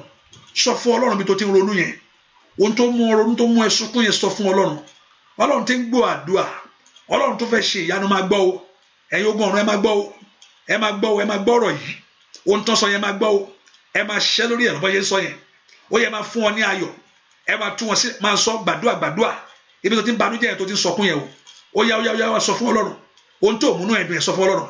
Ọlọ́run mi inú mi ò dùn lórí nǹkan báyìí o. Ọlọ́run inú mi ò dùn lórí nǹkan báyìí o. Sọ fún Ọlọ́run ẹ̀yin ogun ọ̀run ẹ máa gbọ́ o. Ẹ̀yin ogun ọ̀run ẹ máa gbọ́ o. Ẹ máa ṣàtúnṣe ńlá. God begin to set them free. Begin to deliver them from that battle, from that shame. I declare it's over. I declare that battle is over. As you are saying it, ọ̀run kó gbọ́, ọ̀run kó gbè níjà, ọ̀run kó gbọ́, ọ̀run kó gbè níjà, ọ̀run kó gbọ́, ọ̀run kó gbè níjà, kó di ayọ̀, kó di ayọ̀. Àṣẹ Olúwa ni. Ọlọ́run májẹ̀mú, ṣe ohun tó fẹ́ ṣe. Ọlọ́run ìpè, ṣe ohun tó fẹ́ ṣe. Ọlọ́run májẹ̀mú, ṣe ohun tó fẹ́ ṣe. Ṣe bó tó fẹ́ ṣe rè. Àwọn èèyàn ti dé, wọ́n ti sọ, bẹ́ẹ̀ sì ṣe, bẹ́ẹ̀ sì túṣe, bẹ́ẹ̀ sì túṣe, bẹ́ẹ̀ sì túṣe. Ọlọ́run májẹ̀mú, Ọlọ́run ìpè, àwọn èèyàn ti dé, wọ́n ti dé sẹ́, iṣẹ́ kan ọ́, iṣẹ́ kan ọ́, iṣẹ́ kan ọ́. Wọ́n ti sọ bẹ́ẹ̀, ìkàyàbà, ṣàtúnṣe. Let them begin to experience your liberty. Let us begin to experience your healing, your deliverance. Gbogbo ẹni tó ṣe àìsàn, ẹ gba ìwòsàn, ẹ gba ìwòsàn, ẹ gba ìwòsàn, ẹ gba ìwòsàn, ẹ gba ìwòsàn, ẹ gba ìwòsàn. Be healed, be healed, be healed. Receive your deliverance. Bẹ́ẹ̀ ni ó sì rí láì lórúkọ Jésù Kristi Olúwa wa. Àmín. Ṣàmìlẹ̀ kan sí àmín. Àmín lórúkọ Jésù. Hallelujah. I cover that water, I cover that oil with the blood of Jesus Christ. Let it bring healing to you and deliverance to your body. In Jesus' name we pray. Amen. Amen. Let's just put in mind, that's why I hold on to it. Tonight, don't worry, just go and rest. Will the prayer continue? I can't say at the midnight, I say your response will bring me back again. Hallelujah. I say your response is what that will bring me back. I don't know. But there's no Bible discussion tonight by God's grace. So next week. And also the prayer continue, our fasting and prayer continue tomorrow. Invite and listen. Anyone that's in your house, ẹgbọ́n tí mo sọ o, gbogbo ẹni tẹjọ́ ń gbénu lé yẹn, ìkankan ò gbúdọ̀ má lò ń bẹ́ o. Ilé tó bá jẹ́ ọkọ rẹ ló ń já ẹ̀ tó máa ń dẹ̀jà bẹ́ẹ̀ pé dádì ẹ kàn bá mi tọwọ́ bọ̀ kẹ́ bá mi là. Ó tọ́ mo sọ o. Má dàbí ọ̀rọ̀ eré mo wí o. It seems like a joke. Bẹ́ẹ̀ á dàbí ọ̀rọ̀ eré. Ẹni tó bá ti gbénu lé yẹn tó wà nílé yẹn kò pé come on. Tó o bá gbọ́ ọgbọ́ ní ìmọ̀ relationship yín kò sọ pé lọ gbàdúrà sí kó bá ṣùgbọ́n ìbànújẹ́ ò ní wọlé ẹ o. Olúwa ló mọ ohun tó fẹ́ ṣe. Ṣùgbọ́n tí mo mọ̀ ní I've made it known to you. Gbogbo ẹni tẹ́jọ́ ń gbélé ẹ̀ tẹ́jọ́ àbẹ́ yẹn yóò fẹ́ lọ kàn ó. Kò bá jẹ́ ọkọ ló máa ń sọ pé ó ti o, kò bá jẹ́ dádì ló sọ pé I don't believe in all this one. Sọkọ tọ́lá má believe ẹ̀ pé ilé ìbá ń believe ẹ̀. Bẹ́ẹ̀ ni mo wí fún ọ. Olúwa yóò ṣe ohun tí ó ṣe ní ayé yín. The Lord will do great things for you. Put in mind that the prayer continues by God's grace and we are still fasting and seeking the face of God. And tomorrow is Psalm 42. And mo lè sọ pé tí ẹ bá ti la oyin yẹn má la nìkan la kó fi sẹ́nu tó bá ti kan ẹnu yẹn kó bẹ̀ sí sọ̀rọ̀ àṣẹ jáde tó bá ti fi oyin yẹn sẹ́nu má kàn la kó pọ́n wọ́lá o. Don't just dip your hands and lick it or you put in your prayer, you put in your mouth tó bá ti kan ẹnu tó gbé nìyẹn kó wá sọ̀rọ̀ àṣẹ jáde. Ó di adùn fún mi o, ó di adùn fún mi o, lórúkọ Jésù ayé mi máa dùn yìí. Iṣẹ́ mi máa dùn yìí, ayé mi máa you declared ìbànújẹ́ mi parẹ́, agbára Ọlọ́run balẹ̀ ayé mi, mo máa dùn lẹ́nu ìpín mi mọ́, mo máa dùn lẹ́nu ayé mi, ọ̀nà mi mọ́. You pray not just to lick it and no, you lick it and you pray. Mo sàn, wọ́n tó ń ṣe àṣà mo sàn bẹ́ẹ̀ ṣe ń wí yẹn ọ̀rọ̀ àṣẹ ń jáde, ọ̀run á sì fìdí ọ̀rọ̀ rẹ̀ múlẹ̀. Bẹ́ẹ̀ ni ó sì rí láì lórúkọ Jésù Kristi Olúwa wa. Àmín àmín àmín. Ọlọ́run Ísírẹ́lì ohun tó wí mo ti wí fún wọn, ohun tó sọ fún mi mo sọ fún wọn. Nínú ọ̀rọ̀ rẹ mo sọ̀rọ̀, nínú agbára rẹ mo sì dúró níwájú wọn. Báwo làwọn èèyàn á ṣe wá mọ̀ pé ìwọ ló rán mi? Tán bá rí ìyanu wọn ní mọ̀ ṣebí ìwọ Jésù arán ní iṣẹ́, ìwọ Jésù arán ní iṣẹ́ náà ló sọ pé táwọn èèyàn ò bá rí iṣẹ́ àmì àti iṣẹ́ ìyanu wọn lè gbàgbọ́. Ó yá iṣẹ́ àmì àti iṣẹ́ ìyanu jẹ́ kí ayé gbogbo wọn kó mọ̀ bá ṣe padà pẹ̀lú ẹ̀rí ńlá. Àwa sọ pé gbogbo ògo àti ọlá àti ìyìn yóò sì jẹ́ tiẹ̀. Ìwọ ló níbẹ̀ torí pé ìwọ ló níṣẹ́. Jésù Olúwa wa. Àmín àmín àmín lórúkọ Jésù. God bless you. Remember, ayọ̀. God bless you. I've shared the grace. Ayọ̀ ni tèmi.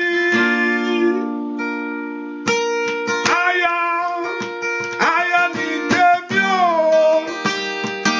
Oh ayọ̀ ni tèmi. Oh ayọ̀ ni tèmi. Ayọ̀ ni tèmi.